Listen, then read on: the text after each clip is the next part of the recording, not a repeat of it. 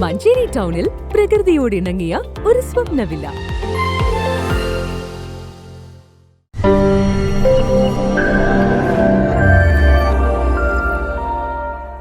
വ്യത്യസ്തമായി മഞ്ചേരിയിലെ തൊഴിലുറപ്പ് തൊഴിലാളികളുടെ പുതുവത്സരാഘോഷം. വാർഡ് 32 കോവിലകംകുണ്ടിലെ തൊഴിലുറപ്പ് തൊഴിലാളികളാണ് പുതുവത്സരം ആഘോഷമാക്കിയത്. പരിപാടി ഏറ്റവും പ്രായം കുറഞ്ഞ തൊഴിലുറപ്പ് തൊഴിലാളിയായ സരോജിനി KC ഉദ്ഘാടനം ചെയ്തു. മഞ്ചേരി നഗരസഭയിലെ 32ാം വാർഡായ കോവിലകംകുണ്ടിൽ ആദ്യമായാണ് തൊഴിലുറപ്പ് തൊഴിലാളികൾക്കായി പുതുവത്സരാഘോഷം നടത്തുന്നത്. ഇത് ഓരോരുത്തർക്കും പുത്തൻ അനുഭവമാണ് സമ്മാനിച്ചത്.